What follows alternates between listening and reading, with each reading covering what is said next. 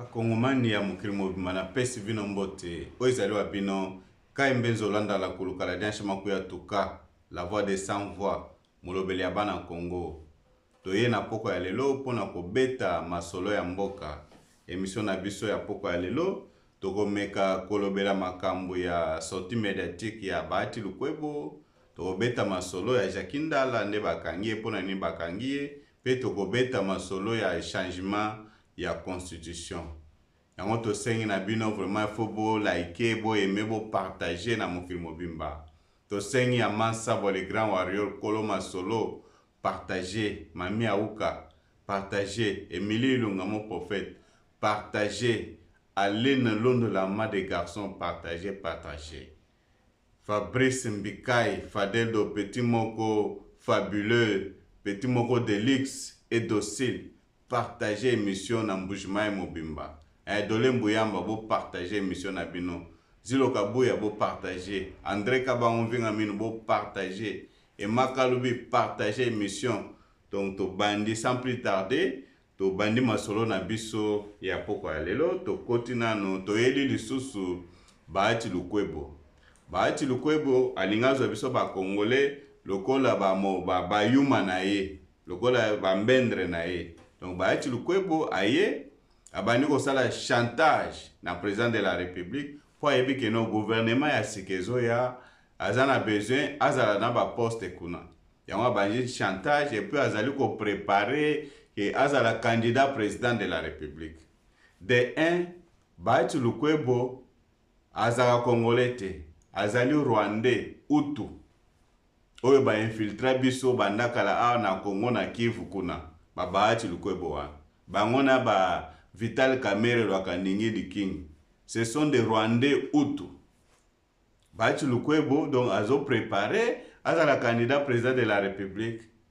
Yango aye na sortie médiatique wana oyo boyoki azoloba.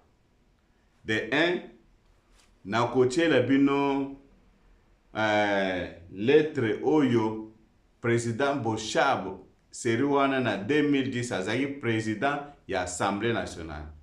Azaki na mission oyo Hippolyte Kanambe Kazembela Alliance Joseph Kabila apesaki ye mission pour asala a implanter ba utu na kati ya Shabunda. Nazo tiela bino lettre wana bino moko bolanda.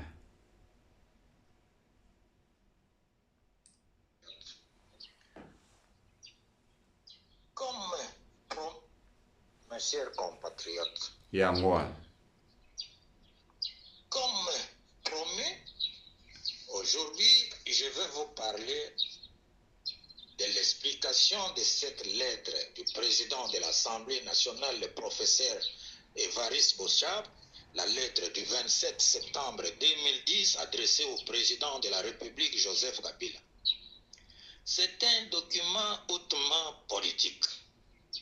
Quel était l'objet de cette lettre? Je cite, concerne l'implantation de Hutu à Shabunda, dans le territoire de Shabunda. Que dit la lettre? Je vais vous la lire rapidement. Excellence, Monsieur le Président, j'ai l'honneur et la joie de vous informer que je viens d'accomplir la difficile mission que vous m'aviez confiée, mission relative à l'objet en concerne. En effet, j'ai eu des contacts fructifiés et de façon séparée avec les différentes notabilités du territoire de Shabunda, dont Mwami Mopipi Mokulumani Auguste, Kiamusoke Bamuso Langa Cyprien, Mukulungu Igobo Benjamin, Kiku Kama Augustin, Ngimbi Paul et Lubaga Hygiène.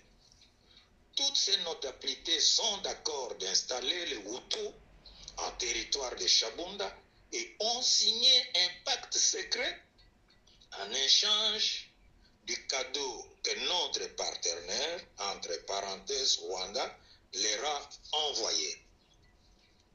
Notre action a aussi reçu la promesse d'être soutenue par tous les bâtis du Sud Kivu comme le gouverneur Gisambo, Basengezi Kantitima, Bahati Lukwebo et Kamere Vital, ces derniers étant d'ailleurs Hutu d'origine. La lettre conclut, mes respects avec tous les honneurs que je vous dois, signé Évariste Bochab. Maintenant, l'explication. Les notabilités de Sud Kivu ont reçu des cadeaux venant du Rwanda, de Paul Kagame, des sommes énormes d'argent. Et ces gens ont accepté d'installer les Hutus dans le territoire de Shabunda. Ces Hutus venaient d'où? Du Rwanda ou de l'est du pays en repoussant vers l'intérieur du pays en regardant la position de Shabunda. À leur place, vous vous imaginez, on voulait mettre qui? Installer les Tutsis rwandais. D'où l'extermination de tous les Congolais, considérés comme des Hutus par les Rwandais, que ce soit les Hutus rwandais ou Congolais. C'est là dans le but de la balkanisation de notre pays. Non seulement ces notabilités ont reçu les cadeaux du Rwanda, mais ils ont été nommés par le président Joseph Kabila au poste lucratif de l'État. Je vous donne quelques exemples. Après cela, Mwami Mopipi a été nommé ministre de la Santé. Mukulungu Benjamin a été nommé PCA à la régie de voies fluviales. Et les autres, les mêmes Songo, le PCA, celui-là qui était même anti-rwandais, a été corrompu. Il était avec moi à l'Assemblée, il me disait toujours, ah, c'est Rwandais qui nous font. Mais il a été corrompu avec l'argent, comme je vous avais dit. Jisambo, Basengesi, Bahati et Kamere étaient déjà dans des postes énormes et lucratifs. Vous voyez comment le régime de Joseph Kabila et le président Kagame et tous Tutsis rwandais ont mis la corruption dans notre pays, dans les chefs même de nos compatriotes. Tous ces gens qui étaient dans cette lettre, mais on peut le dire que ce sont des traîtres. Pendant la transition 2003-2006, l'honorable Tagoya de Shabunda nous alertait souvent de cette histoire que Shabunda est inondé, les Tutsis arrivent et tout cela. Les gens le prenaient comme un détracté, pourtant c'était la vérité. À la fin de la lettre de l'honorable Bochab, qu'est-ce qu'il dit? Je cite concernant Kamere, ces derniers étant d'ailleurs Hutus d'origine. Mais c'est une diversion, c'est une contre-vérité. Pourquoi? Parce que tout le monde en commission politique, nous avions su que Kamere était un Tutsi rwandais. Ça a été dit par les Robert Roy et même les Tutsis. C'était quand? Tout j'ai noté. Tout a commencé le vendredi 5 avril 2002 par la motion de M. Tambwe Mwamba, qui était du MLC de Jean-Pierre Bemba. Tambwe Mwamba, dans sa motion, avait accusé M. Kamere de l'avoir traité de vouloir assassiner Joseph Kabila en collaboration avec M. Robert Roy du RCD Goma, comme la clique de Jonas Mukamba et les autres pour l'assassinat de Lumumba. Mwamba avait dit qu'il avait la cassette vidéo. Et après le débat en commission politique, nous avions dit, bon, on va attendre, on va voir, amenez-nous cette cassette-là, on verra si c'est réel ou faux. La cassette n'est jamais venue. À ce moment-là, Kamere avait rétorqué quoi? En disant qu'il avait parlé que des stratégies qu'on montait pour écarter Kabila du pouvoir. La suite de tout cela, les RDC, le rebelle, avaient attaqué farouchement Kamere en disant ceci que Kamere, votre maman c'est une Tutsi rwandaise, c'est Tambwe Mwamba qui vous avez payé les Minerval au campus. Pourquoi aujourd'hui vous êtes en train de nous insulter? C'est bien moi qui avais mis fin à ce débat-là, moi qui vous parle. J'avais demandé la parole au président de notre commission, son Excellence Moustapha Niasse, Et j'avais dit ceci. Nous sommes venus ici pour parler de problèmes politiques, mais pas vos problèmes familiales. C'est ce jour-là, je crois que la maman de Kamer était morte ou était malade parce qu'on nous avait parlé de ça, je crois, de la mort.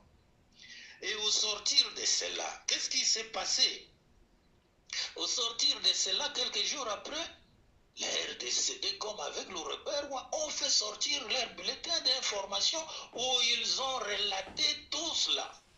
En expliquant ce que je vais vous dire, votre maman est outil, que vous avez pris la nationalité congolaise par votre première femme qui était Mouchi, que c'est Tamboué Mwamba qui vous avez payé les Minerval au campus, les frais académiques au campus, et vous voulez dire quoi?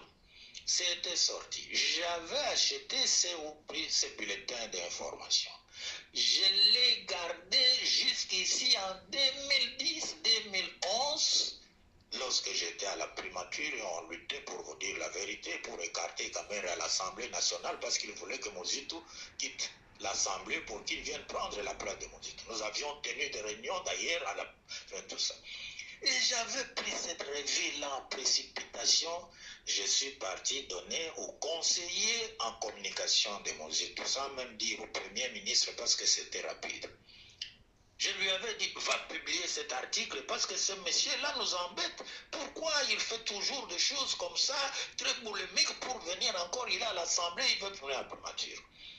Le conseiller est parti, 2 jours après, je rentre, donne-moi mon journal. Oh non, je ne sais pas. J'ai dit, je rentre encore, donne-moi mon journal. Oh non. Et probablement, il avait hypothéqué à l'autre. Mais ce conseiller, le ministre, important actuellement dans le gouvernement, je pense que probablement, il avait dit la vérité à son chef, qui est le chef de l'État, sur tout cela. Tout cela pour vous démontrer quoi? Pour vous démontrer que l'infiltration des Tutsis, cette guerre, a 2 objectifs principaux. La balkanisation de notre pays, en prenant les Tutsis pour venir les planter dans notre pays au nord et sud. D'ailleurs, vous avez vu le gouverneur qu'on a nommé à Goma. Qu'est-ce qu'il dit? Vous avez des audios. Il appelle ses frères Tutsis de venir s'implanter. Et Kagame lui-même, il y a 2 jours, il a fait aussi cela. Vous ne devez pas être... On vous éveille. On vous éveille. Sinon, le pays va partir. Et en écartant les autres vers Chabunda, la balkanisation, 2e volet de cette guerre, c'est le pillage de nos richesses avec la complicité des Occidentaux. Et je vous avais parlé la fois passée quand notre Sukhoi est parti bombarder les rebelles de M23. Qu'est-ce que les Occidentaux ont fait? Ils ont envoyé la Pologne pour aller prendre des missiles sol-air pour essayer d'abattre notre Sukhoi et brouiller nos systèmes d'aviation au profit du Rwanda. Et quand vous attendez des sanctions des Européens, ne croyez pas à cela. Ils ont des armes pour venir bouter Kagame dehors. Donc ça, c'est un peu de la diversion. Alors, maintenant, je dis ceci. Regardez le compromis de cette lettre. Tout ce qu'on a cité dans cette lettre, qui sont dans l'Union nationale, et vous comprenez pourquoi ils n'ont pas parlé. Je ne sais pas s'ils ont fait. La fois passée, j'ai dit qu'ils se terraient dans leur maison, mais pour le moment, je pense qu'ils ont fui le pays. Parce que c'est inconcevable. C'est très difficile. Les Tutsis nous ont infiltrés comment? Il y a un schéma. L'AFDEL, avec Nzé Laurent Désiré Kabila. C'est à ce moment-là que j'avais compris que Joseph Kabila n'était pas le fils de Kabila. Non, ce qu'il m'avait dit m'avait gardé secret. L'AFDEL, on est passé de l'AFDEL à quoi? À RCD Goma. Infiltration toujours. De RCD Goma, on a voulu passer à quoi? Au CNDP. On a refusé. L'infiltration toujours. On est passé de CNDP à quoi? Au M23. C'est toujours la même chose. Kagame. Et tout cela dans le même objectif. Le problème, c'était quoi? Nous étions tous bernés. par le changement de la nationalité de Joseph Kabila que notre ami là, de Katanga a bien dit qu'il avait commis l'erreur. Et nous étions tous trompés. Le maman Matuku, le vieux Mwando Timba, même le Kyomo, au moins ça a eu beaucoup d'entretiens avec moi. Même les patrias Zizenga, même les professeurs Samba Kaputu, Katumbe Mwanke, les grands professeurs comme Théophile Bemba ont été bernés. Même moi aussi, à un certain moment, quand j'ai dit, mais on m'avait dit ceci, mais tous ces gens ici, j'avais aussi un peu changé jusqu'à maintenant que les vérités commencent à sortir. Les vérités commencent à sortir. C'est pourquoi je vous dis, mes chers compatriotes, il faut soutenir le président Tshisekedi et le président Jean-Pierre Bemba. Nous avons ici deux camps. Il y a le cas de la patrie ou la mort que nous sommes, que le président Chichi, Jean-Pierre Bemba et tout ce que j'ai dit de rejoindre le président Tshisekedi, et le camp de la mort, de la guerre et de la mort tout court. La mort, ce sont des Tutsis qui viennent nous tuer pour prendre 15 millions de morts, mon cher, mes chers frères, 15 millions de morts. C'est plus de 30 millions de morts, pas 15 millions. 15 millions, c'est voilà peu. Cette lettre, l'objectif, c'était cela. Bon, je suis toujours votre lumière, hein? Il y a beaucoup de choses à dire dans ce pays. Je vous éveille, les jeunes, les politiques et de tout cela, par des vérités avec des documents concrets. Hein? Donc, où notre pays va partir, où on suit ces gens-là que je viens de citer pour essayer un peu de lutter. Je ne veux pas m'éterniser, il y a beaucoup de choses. Nos amis les Tutsis, nous ne sommes pas contre tous les Tutsis, mais les politiques là qui nous embêtent, qui veulent prendre notre pays, hein?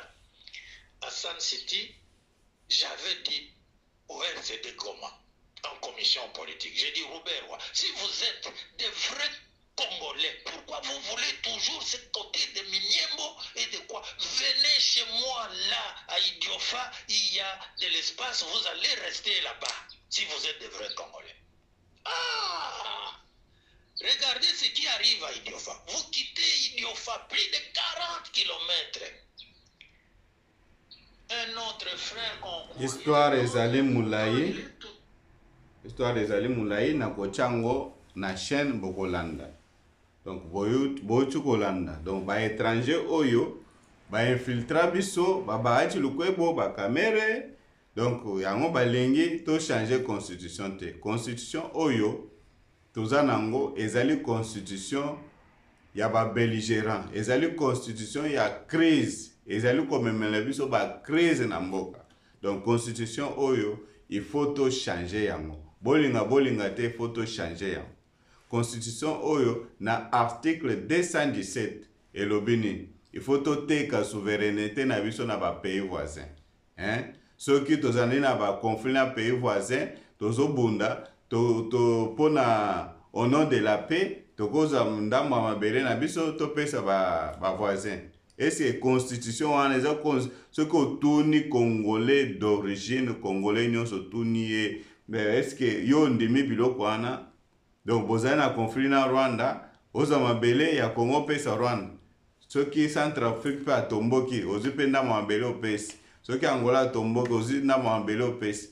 Tango tous les 9 pays limitrophes na biso, tozali na bango en conflit, tozwi mabele topesi, biso tokotikala nani? Constitution oyo, ba étranger oyo ba baati lukwebo, ba yebi ezali na avantage na bango, ba lingi te to changer. Ata bino moko. Et puis na constitution ba verrouiller makambo ya neti toko changer, toko longola assemblée provinciale te na sénat po ezosala musala moko te. Donc pona kolongola il faut ko changer constitution mobile. Donc ba verrouiller ki article 20. Pour l'assemblée provinciale na sénat ba ko jamais kolongola. Donc ba verrouiller ba makambo mususu. Donc constitution moko ya ba étranger ba bemela biso. tiko biso tokoki koraisonne te toluka constitution ya bien oyo ezali na avantage ya bakongole. Na constitution oyo balobi ke non soki moto asombi mabele wana etikali mpo na ye libela. Yango bomoni barwandais ebele batutu ebele basombi mabele na este wana mobimba misu bazosomba na Kinshasa na balibane na banani bazosomba mabele. Donc mabele wana ata soki minere ezali place ya sombi akoexploite yango moto akoinquiete akozala te. Ezali na kati ya constitution oyo. Siko biloko ya ndenge wana toyebi ke non loi Bakaji ke lobai ke non les sols et les sous-sols appartient à l'état congolais. Wana kutu ezali moins bien. Mais siko na constitution ya sika tokoloba ke non les sols et les sous-sols appartient aux 350 tribus ya ba congolais. Constitution oyo ezali koloba ke non et congolais d'origine, celui qui était sur les sols congolais en 1960. Mais avant 1960, na 1937, au Belge déjà babani kozwa batuti kuna na Rwanda bazoya na bango na Congo. Bazo infiltré biso à partir de 1937. Siko batuti nyonso tu wana baya na 1937, baya na bavague wana babiso baya na 1954, 57 tout ça. Bango nyonso tu wana na ba oyo bauti koya na 94 na ba oyo bazoya mikolo nyonso donc bakoma ba congolais d'origine. Constitution oyo tokondima ngo te jamais. Donc nde bazwa tuti batieli biso na likolo ya mboka Hippolyte Kanambe. Tolingi constitution wana te. Constitution il faut to changer yango. Il faut to changer poso ko tuni congolais nyonso. Constitution oyo moni yango ndenge se to tika yango be to changer. Constitution faut to changer. Et puis boye ba ke non fachi beto muko atombolo mo mai. Akotika pouvoir te liboso ya Kagame, liboso ya vie Ngambu, vie Jaloux, atika liboso ya Museveni, liboso ya ba Paul Biya. Atika akende, jamais au grand jamais, bozali komikosa, fachi beto azawana. Po yende mutu aye ko fongola biso misu, aye ko yebisa biso ke no tala Kagame nde mutu azali ko agresse biso, tala boye na boye, ndazali ko bunda na bango. Chikoyo aya atika pouvoir asala kaka 10 ans atika pouvoir akende puis 10 ans wana pe a travailler te kaka ne bandeli ya manda na ye bitumba ebandi guerre ebandi ti lelo nde ke na 2028 akende akende te jamais au grand jamais biso peuple jamais tokolingelo kwa nesala ekosala ma au grand jamais et puis pour na élection bobo sana na Chine kuna basala élection na ba Qatar kuna na ba Arabie Saoudite kuna basala ba élection bomona bamboka na ba déjà développé te botika nanu facha fanda nanu wana aiza na mission azali na mandat te batu lukwe olinga te facha aza na mission aza na mandat te azotika la wana tito kobongisa mboka.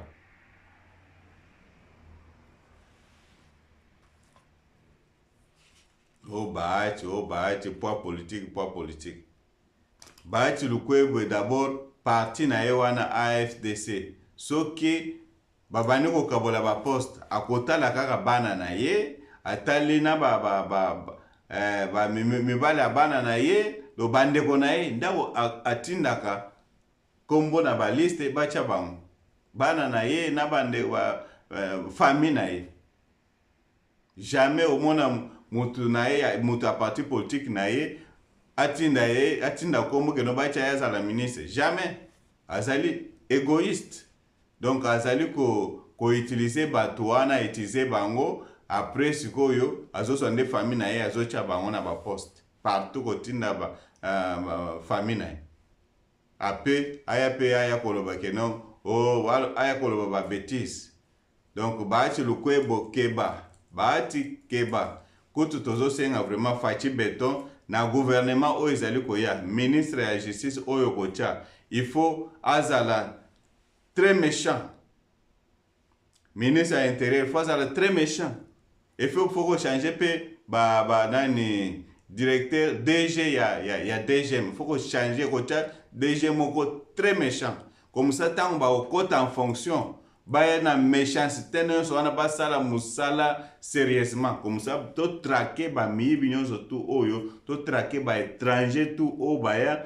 ko s'infiltrer na kati ya mboka na biso ba mikomisa ba congolais to traquer bango nyonso tout origine na bango tozongisa bango na mboka na bango ba o bakoluka babwaka ngunda basenga séjour bakoya na voie normale basengi na voie normale tolandeli ka ya mutu na mutu soki oso simba manduki oboma ba congolais jamais tokopermettre yo ozwa nationalité congolaise et puis tokobotola yo na carte d'électeur ozalaka na ngwana tokobotola yo na passeport et puis ntango tozosala carte d'identité bokozwa yango te kaka ndenge basali bino kuna na Uganda Museveni alingi kopesa bango ata passeport te ba Rwandais wana oyo baumeli kuna ayesi bango kana pozwa carte d'identité ou ozwa passeport il faut prouver biso que non bakoko ya bakoko na bino bazalaki awa 100 ans avant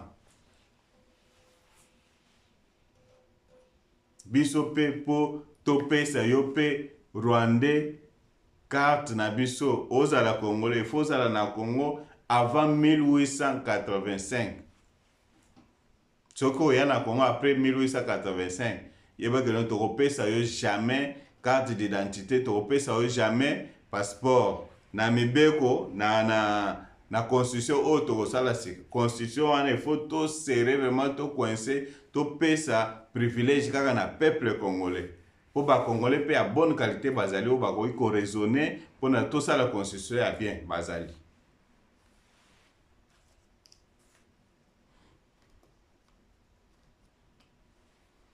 bandeko likambo ya Jacques Ndala azali ndoki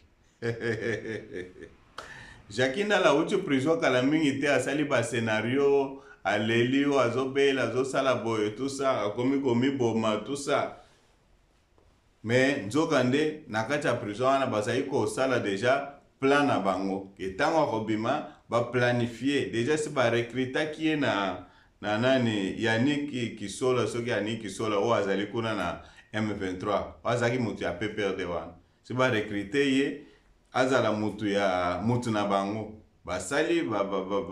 basali planification na bango bazwi déjà 3 colonels na kati ya garde républicain bazotravaille na bango mosusu garde rapproché ya Fachi et puis bapesani mission bapesi Jacques Ndala mission donc bapesi mbongo bapesi combien bapesi $50,000 pam ne bapesi Jacques Ndala pour exécuter mission na ye ezani mission na ye ezali ke non azwa bato acha bazala na équipe ya reportage ya chaîne na ye bazalaka toujours côté ya pont ya Mayangili comme ça mkolo Fachi kolongwa aéroport tanga ozoya boye po aleka Mayangili akende na ndako na ye apesa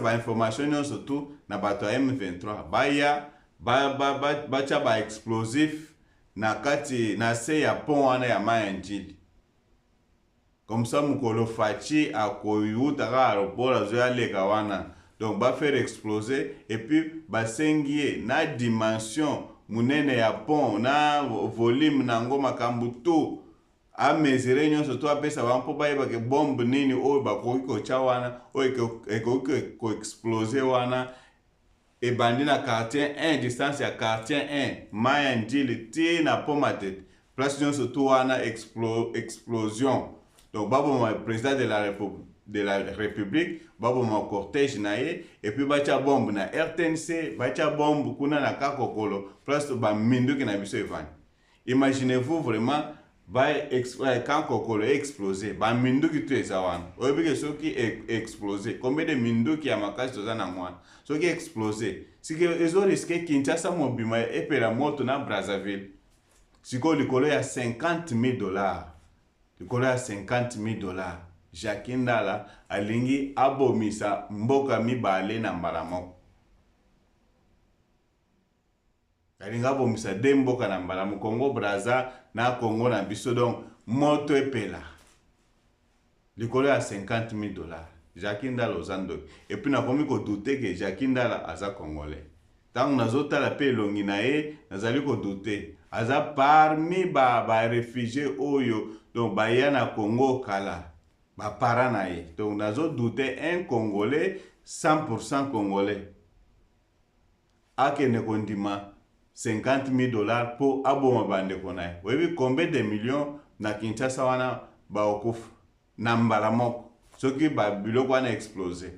Combien de millions ba okufa na mbala moko likolo ya 50 000 dollars. Nazo douter fort que Jackie Ndala za congolais.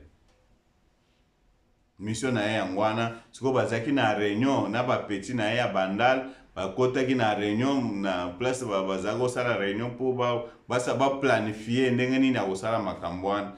Après avoir aussi ces réunions na lingaka zwa avion akel Lubumbashi koti Zambie ale akei na Goma comme porte-parole ya M23 a remplacé Willy Ngoma. Nde planification ezaki bon. Heureusement que maison militaire na biso bazali kosala musala kitoko. En tout cas, merci pour la maison militaire et sauver mboka. No bazali ko landela ye déjà bazali ko landela tamba côté réunion ba bani osala réunion ba eba kangi bango. Maison militaire ba eba côté li bango. Ba botoli bango ba chombo nyonso. Batali téléphone ya Jackie Ndala batangi message na kati batuni et ce téléphone eza ya yobe za yote. O eza ya ngai. Message eza na kati eza ya yobe ya yote. Abike eza ngai. Na message wana bazo solola na Yannick Sisola ke no Chilombo dans un toko longola na pouvoir te mais toko bomae photo bomae. Jackie Ndala zando. Toro soki akoti na prison, akokufa na prison. Nenga akei wana, akokufela kuna. Abomela biso kadiombo kaka boy. Ye Jackie Ndala wana. Asala mabe et puis na maku oyo ya Malanga, Christian Malanga, ye pa azaki na kati.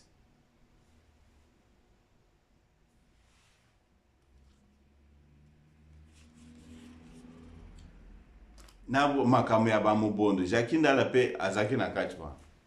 Donc mutu mabe donc nandimite ke Jackie Ndala za congolais. Nandimite. Un congolais akoki kondima kosala biloko ndenge wana ti.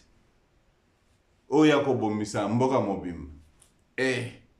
Jamais.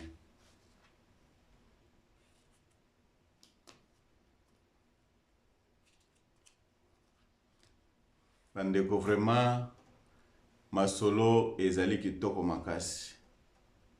Masolo eza bien mboka kitoko. Na este kuna tozo pupola ba ennemi, tozo pupola ba mikolo, tozo zwa ba mboka ebele donc bazali ba katani souffle. Na minute ndenge déjà ba sanctionner Rwanda, ba sanctionner armée ya Rwanda, ba sanctionner ba quelques individus kuna. Et puis na minute oyo restriction ya visa ya États-Unis. États-Unis à part Kagame akoki kozwa visa akeye États-Unis ye moko.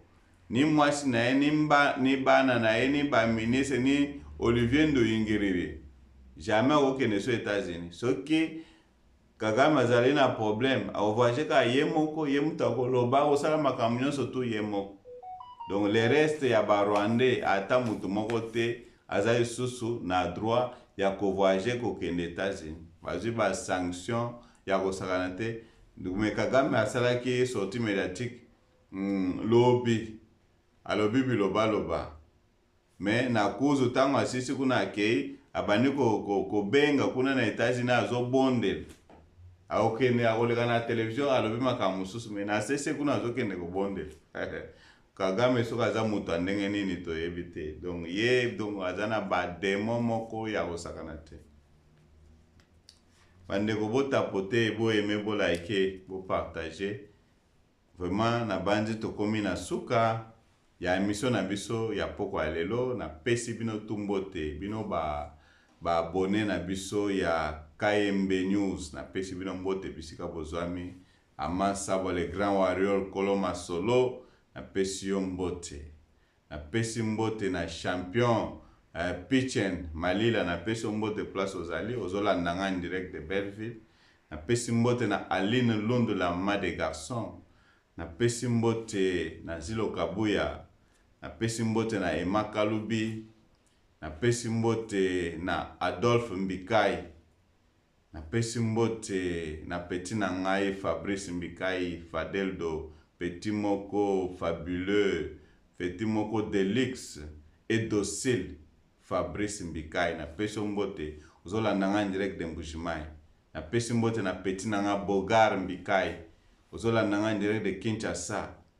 Na pesi mbote na petit na ngai Dadi Kalala. Na pesi mbote ya tro ozolanda nga en direct de Kinshasa. Na pesi mbote na Docteur Ardi Mbikai. Na pesi mbote na Évangéliste Mbikai Joël Mukendi. Na pesi mbote na Anat Boutique. Na pesi mbote na Brojac Maison Pyramide. Na pesi mbote ya tro Jacques Kaembe. Na pesi mbote na pesi mbote na Général Antiformol Freddy Musampa.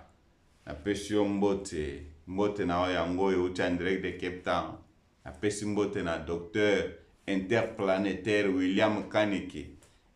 L'homme qui a voyagé qui a voyagé le monde entier plus de 7 fois. Donc atika avion à défaut interplanétaire na pesi mbote. Na pesi mbote na Eddie Kamina le grand dinosaure.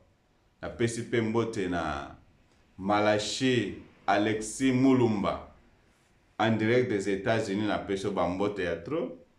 Na pesi mbote na Emily Ilunga. Na pesi mbote na Charles Ilunga Shaba. Na pesi mbote na Charles Chitenda. Na pesi mbote na Freddy Kaninda. Na pesi mbote na Jano Kajika. Na pesi mbote na Kajimat. Na pesi mbote na Willy Star, le vrai de BCBG Willema. Na pesi mbote na John Ngoi Chamala. Na pesi mbote ya tro. Na pesi mbote na bandeko na ngai ya KDB Kasai bidi abalengela jindo ela moi. Papa Tex Ntambo Chobesha Chondo Ambisha Balal. Angata moi kuri mwane nukai mbenzo landa la kulukala jansha makuya tukanzolo muto kanzola chita. Angata moi Shambui Malumba. Angata moi Peter Wise ngakwedi moi. Papa Jean-Michel ngakwedi moi. Mama Emanuela angata moi. Mama Emerance angata moi. Mama Evelyn Likunda angata moi. Evelina na peso mbote. Melioba contracta na peso mbote ya tro. Mama Berthe Mwauka angata moi. Papa Bertin Ngandu angata moi. Papa Mama Chantal angata moi. Mama Justine Moussau angata moi. Angata moi. Mama Regine Mwadi. Mama Rose Bilonda angata moi. Mama Zoembe Lumwambui angata moi. Mama Astrid Ngalula angata moi. Papa Espoir angata moi. Mama Emanuela angata moi. Kudimwane nukai mbenzo landa la kulukala janshi makuya tuka. Le maréchal de la communication. Zolumuto konzola chita. Tomona nimbala sima. Que Dieu bénisse le Congo. Ciao.